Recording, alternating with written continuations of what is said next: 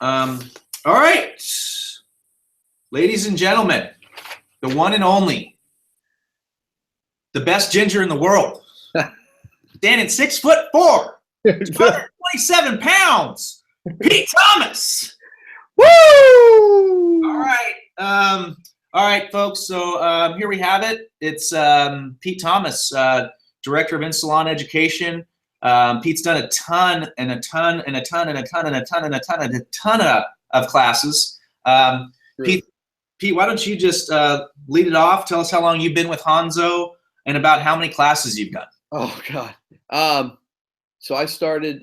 So this past February was 4 years with the company. I know that because my son was born the day I started with Hanzo, so really easy to keep track. As far as how many classes I've done, no, I couldn't even start to guess. I mean, Reeves, you're the godfather of education in our company. And I think since you've been in the office the last couple of years and I've been on the road, I think I've even surpassed you. So I think it's safe to say I've probably done more classes than anybody in the company. Not a lot, that's for sure. Don't know what that number is, though.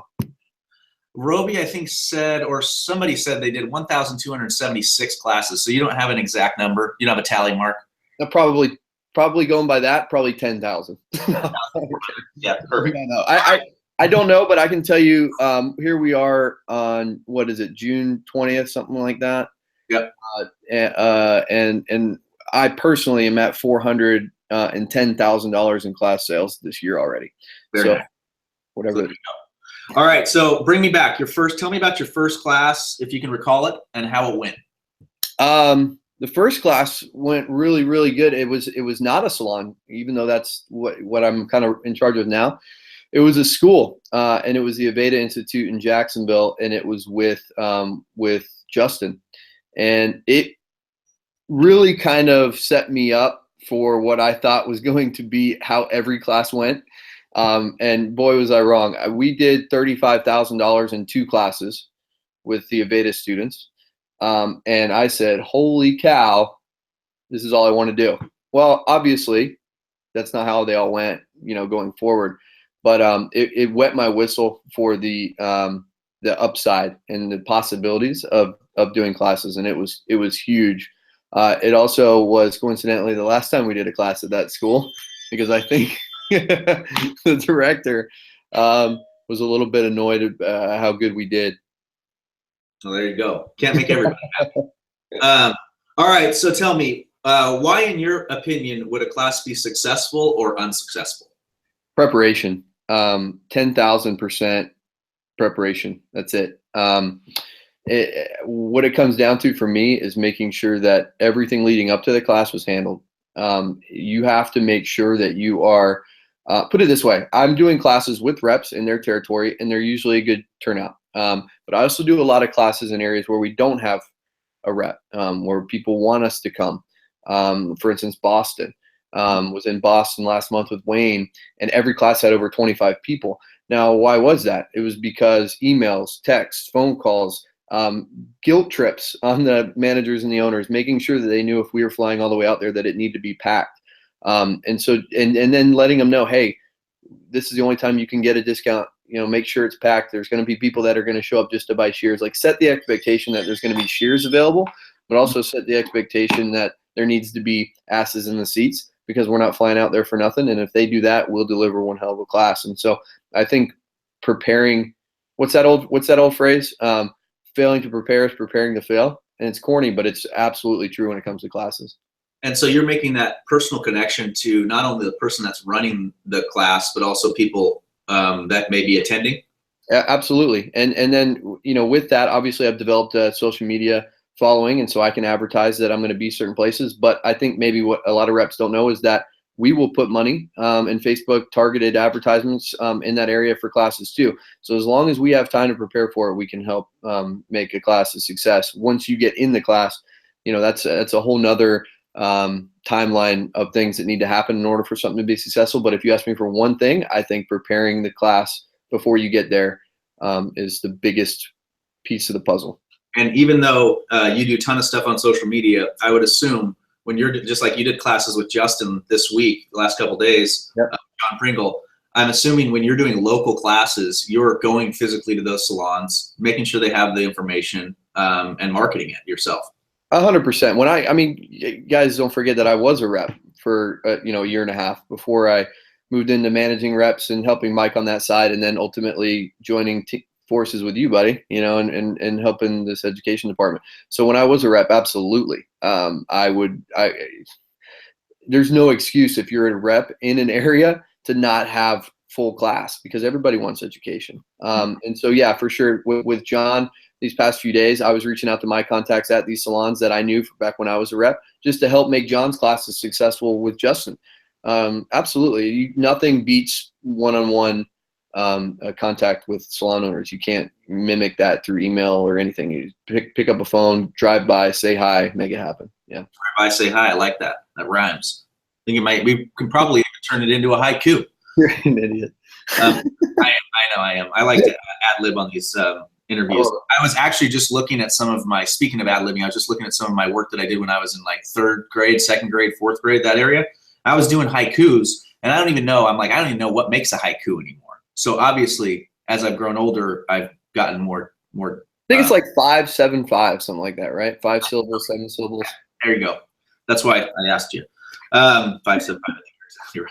All right. So back to what we're doing here, Pete. Yeah.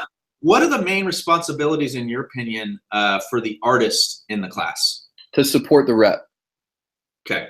100%. The people that are in the class, if there's 20 people in the class, all 20 of those came to see that artist. Not a one of them came to see me. Mm-hmm. Or whatever rep is facilitating that class. If the artist validates the rep at the beginning of the class, and then at the end of the class, if the artist supports the rep by saying, I had to buy my shears, they weren't given to me. You guys get a discount. I wish I would have got a discount.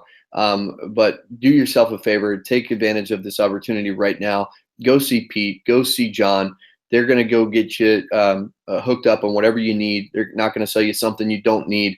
And we'd love to welcome you to Hanzo Nation. Something like that at the end of the class from the artist goes so much further when it's time to close sales at the end of the class. So support. Yep, support. And validation. Obviously, to get education out of it. Obviously, they're delivering. I always say when I'm introducing, I say I want you to get 2 things out of this class. I want you to get techniques that you can actually take behind the chair and use. Because if it's all flash and trash, then you learn nothing and we didn't do our job. But I also want you to get some sheer knowledge. So if you come away with those 2 things, then it was a success. And you have to give me your credit card, and then you have to take home shears. Yeah, exactly. Perfect. All right. So what are the main responsibilities for the sales rep? Okay, going back to preparation, the sales rep has to prepare, has to fill the seats, whether that's through a free class or a ticketed class. I don't care, and I know you don't care. As long as they can guarantee us that there's going to be people there.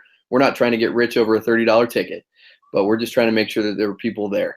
So make sure that there's people in the seats, and then also just preparation carries all the way through the class, making sure that you have questions to banter back and forth with the artist, with the audience, and then also making sure that you have forms. Don't try to take orders on your iPad. Make sure that you have pens. Make sure that your kit is clean and full. If you've got demos out there, and you've got Wayne Tuggle coming to town, he's a Mamba 6.5 user. If you don't have a Mamba 6.5 in your kit, that's a problem. So preparing 100%. Cool. It's kind of a redundant question, but what, in your opinion, are the most important elements to making sure a class is successful? And you kind of just hit on some of them. But You're right. Department of Redundancy department. The most important aspects to make sure a class is successful. I think making sure that whether you have a close relationship with the artist that's coming to town or not, I think it's important that you give the impression that you guys are like best friends.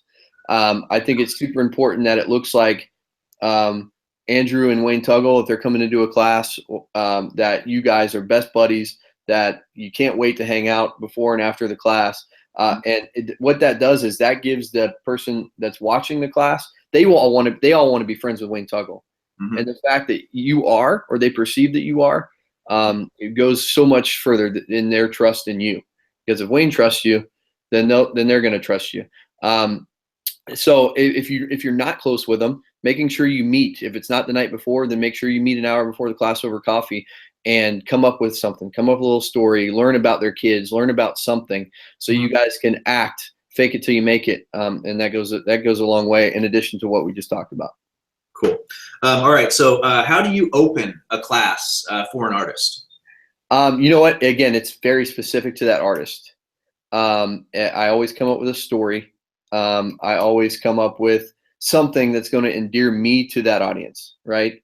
Because it's not about me for the class, but it's about me at the beginning, because I need to not sound like an idiot. I need to not fumble over my words, and I need to make them laugh, and I need to get them out of their comfort zone a little bit. And so before I go up there, I always talk about myself a little bit, why I'm here, why they're listening to me, the company, the brand. But I always, before I even get into that, I open it up with something funny. I was with an artist in DC, and on the way to the class, stepped in a puddle. The entire shoe was covered, just completely soaked. So I took off my sock and I wrung it out in the middle of the class on the ground. And I said, "Welcome to DC. Is this how you guys welcome people to DC?" And they all laughed, and it was funny. And then we just got into, the company and everything else. So I learned that from you. Honestly, it's you coming in, throwing, whether it's bringing an old Joel and dropping it on the ground. Sometimes I do that still too. And talk about, that's okay, they had to stay sharp, or whatever. It's just a funny way to, if I could speak Spanish like you, I'd go in and open it in Spanish. It's about getting them, they're showing up, and they're going to be probably tried to be sold something, but they're also going to learn.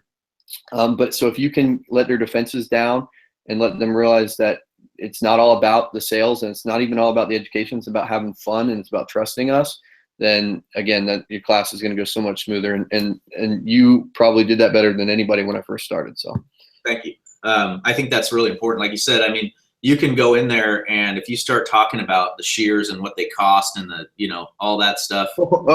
Crap. Wait, bring them on. Hold on. Come here, buddy. Hold on. Hey, you're a live interview. What's up, bud? Sorry, guys. My bunk bed is here now. Put it together? But it doesn't have a mattress on yet. Oh, no, you better get a mattress. Say bye to Andrew. Can you shut my door on the way out? Andrew. Shut my door, buddy. Okay. Thank you. That's awesome. Just like that, if you could open a class like that. Well, hold on a minute. My kid's here. Bring him in, and then everyone's going to be like, God. If I could take that kid to every class, I'd cry. Yeah, I think the one thing that people get caught up on is they're like, well, I need to have that story, and they think like it has to be a specific story. Well, really, it could be a story about like, what time your alarm went off today, or how your coffee tasted, or anything. Anything. You're absolutely right. Don't get too bogged down with the details. Just be yourself and come up with something silly. Yep. All right. So during the class, what are some of the ways you connect with the audience throughout the whole thing? Okay. Let me go to an instance that just happened. We were at a class, a salon class, and Justin was telling a story. There happened to be a girl in that class who was at his first class that I was talking about at Aveda 4 years earlier, and she was starting to tear up by something Justin was saying. So with her personally, I connected by going to the bathroom, getting her a tissue, right? Like, oh, wow, that guy cares enough. He doesn't even know why I'm crying or why I'm getting upset, but he's helping me out. That was a great way to connect. That I think just hits you on a personal level. Come to find out, she said she was going to quit the day that we went to that Aveda school, and then saw Justin's class, and now she's a hairstylist 4 years later. So that was a really cool moment. Awesome. But that's obviously, that's fresh in my mind because that happened yesterday or Monday. And here we are on Wednesday. But I think it's just important to, while the class is going on and while the artist is, I've seen reps do this. I've seen reps, once the artist, they introduce them, the artist takes the stage, so to speak, they go and sit down, or they're on their phones in the corner, or they're doing something that's definitely unengaging. Stop and don't do that. The class sees you do that, and they wonder why you're not into it, because this is your career. So, supposedly something you're passionate about, and they're supposed to believe you at the end when it's time to buy shears. But more so than that, what it can do is it can open you up to just watching the crowd, taking in. If Justin busts out his 7.5-inch shear and you see people go like this, they go from like watching and they go, well, wow, they're either scared or they're interested in it. So you know what? Go get your 7.5 and put it in their hand. Right. Stay interactive with the audience the entire time, and it doesn't always have to be in the form of questions. Right.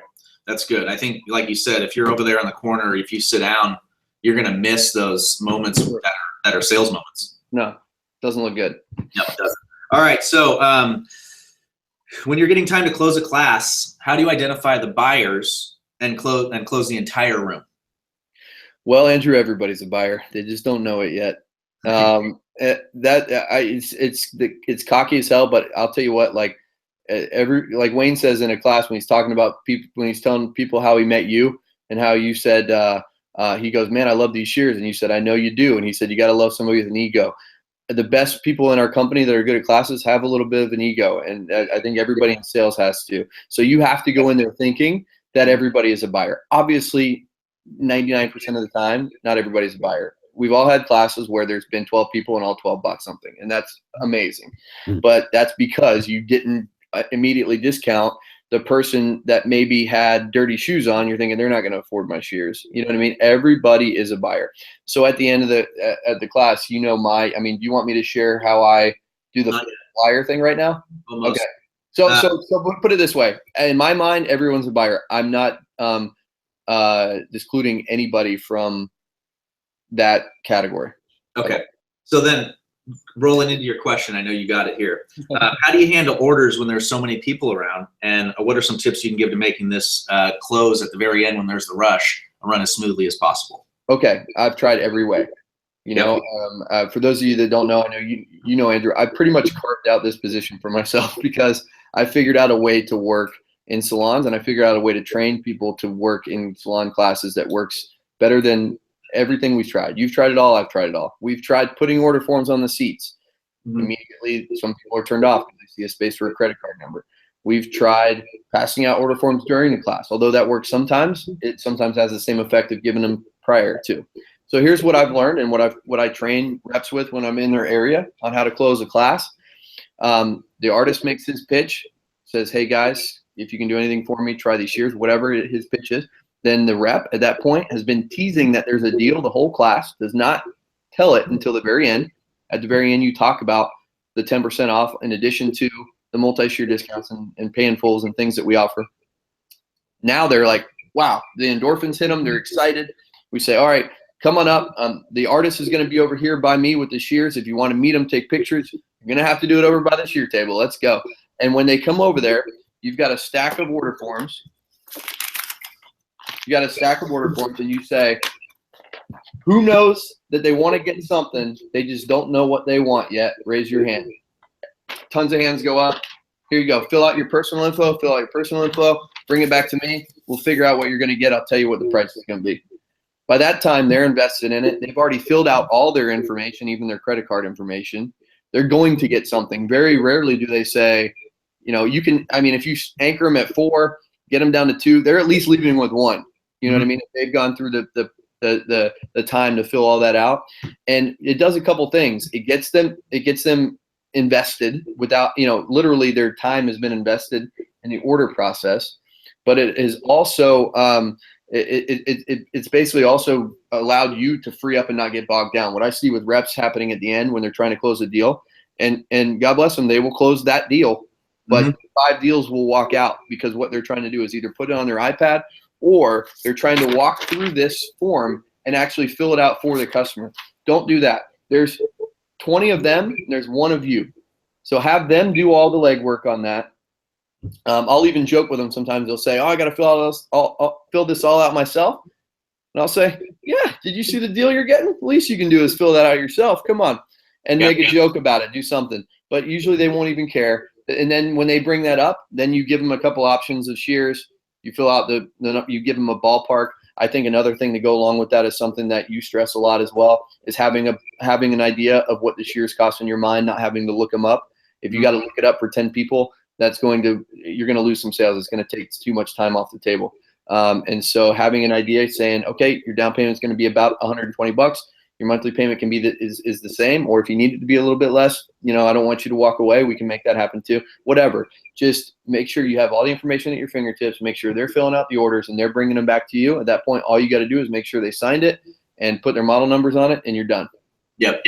I think, like you said, that comes down to preparation. Like prepared, and you're going to know here's the person's going to use. You'll be ready to give those answers a lot quicker at the end. Absolutely. And then also when you pass out the forms, I think it starts to get them to fill it out, and then you'll start to look around and see if they're talking to their friends and they're saying like, hey, I'm getting this one, and then you can go over to 3 people and close the one, and then they'll be like, well, I'm gonna get the same one she got.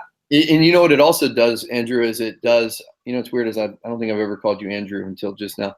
What it also does, Reeves, is there's people that are new, they're getting something, and so I say, who wants a form? Who wants something? They just don't know what they want yet. I hand out forms. Well, their friend who's like, oh, they're getting stuff. All right, give me a form. You know what I mean? And it creates that frenzy and that sense of urgency at the end. Yep, love that. All right, so you've done a ton of education. Last question. You've done a ton of education in salons. You've done a ton of education in classes, in schools. What advice would you give someone watching that will make them a little bit more successful? What advice would I give to somebody to make them more successful? Yeah, maybe someone new. Okay, here you go. Don't try to reinvent the wheel. That's it. You were doing classes before I came on board. Since I came on board, you and I have worked together to pretty much make it a fail-safe situation. We're putting an educator in front of stylists, in large part for the reps. If you're a rep watching this, don't reinvent the wheel. Do what Andrew says as far as introduction and how the pace of the class goes.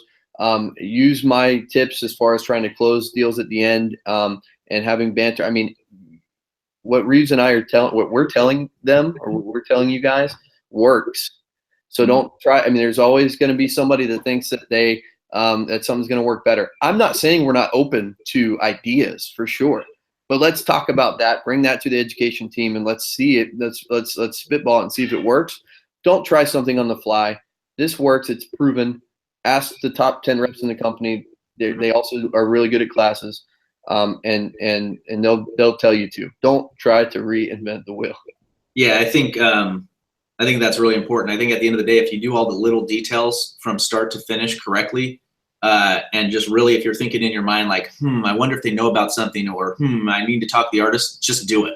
Just pick up that phone and just go do it. It goes back to when I was a rep, and Mike had said that a million times. He said, you know what, we figured it out. We know what we're doing.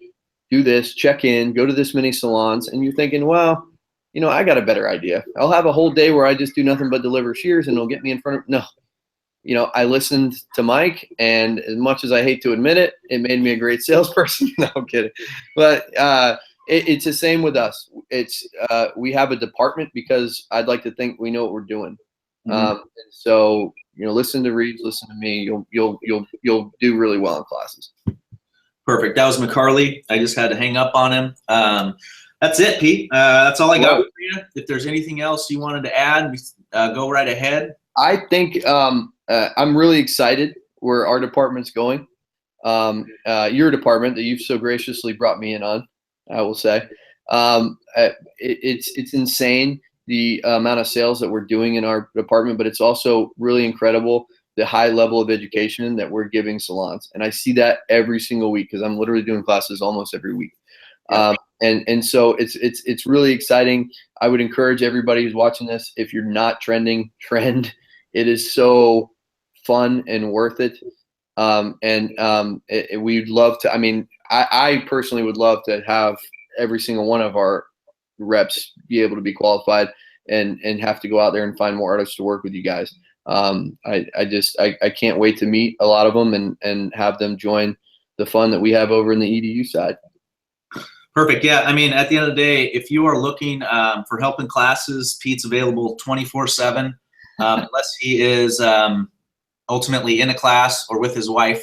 And then obviously you need to leave him alone if he's with his wife, not in a class. You hit him up. You too. Michelle don't play that.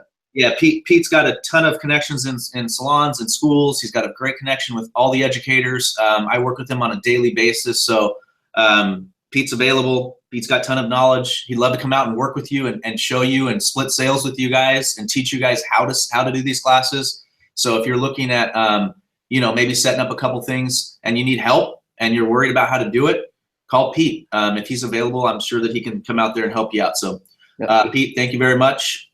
You're a rock star. Hey, I love you. I mean it. I talk to you more throughout the day than I do my own wife. Yeah, I appreciate it. I'm glad we're doing this. This is huge for all the reps. Thank you, man. I appreciate you. Love you, Pete. Talk to you soon. Bye.